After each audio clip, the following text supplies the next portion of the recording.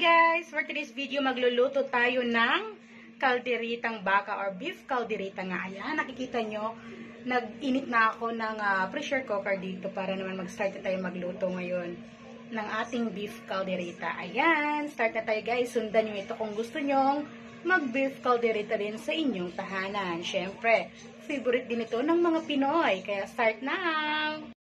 First tip nga, naglagay na ako ng mantika or oil nga dito sa ating pressure cooker pa. At isunod na nga natin ang ating garlic and kaunting ginger. Ayan. Ayan, nalalagay natin guys. Isunod naman natin ngayon ang onion. Ayan. At isunod naman natin ngayon guys ang ating karneng baka. Ayan, nakahiwa-hiwa na nga. Ayan, lagay na natin. Ayan. Super lang. Halagay na natin.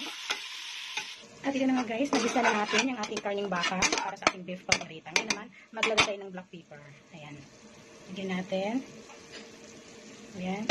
And next is maglagay na tayo ng beef cubes and yung color dilaw na magic. Pampalasa yun guys. Ayan. At ngayon naman ay maglagay tayo ng tubig. Isang malaking tasa.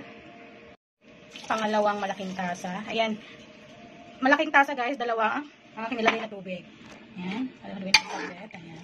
Then ngayon naman is takpan na natin. Ayan. Para lalambot na ito. Ayan. Bali, pressure cooker pala yung ginamit ko guys para mabilis at hindi naman sayang sa gas. Kung wala naman pressure cooker kayo, okay lang naman sa mga simpleng pan. Pwede naman maluto. Pero ito, nagmamadali ako at syempre, ano na rin sa gas para tipid. 15 minutes ko lang siyang palalambutin. Ayan.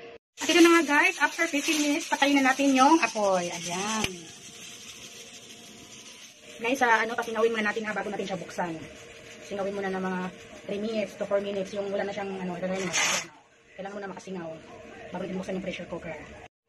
Ito na nga guys, bubuksan na natin. Ayan. Ayan na, yung beef natin. Ayan. Ayan.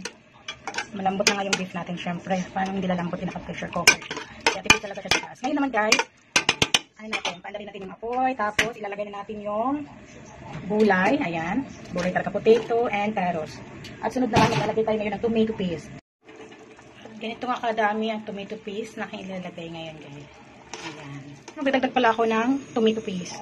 Ulit, ayan. Ayan. And then, maglagay na rin ako ng green peas.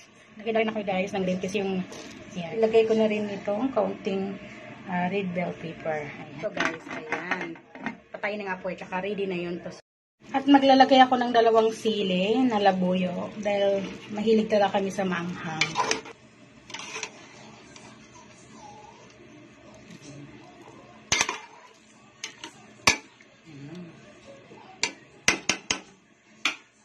At ngayon nga, takpan na natin ang ating pressure cooker. Pakuluin natin guys. 3 to 5 minutes. Ayan, patayin na natin yung apoy. Narito na nga guys ang ating beef kalderita na merong green peas. Ayan.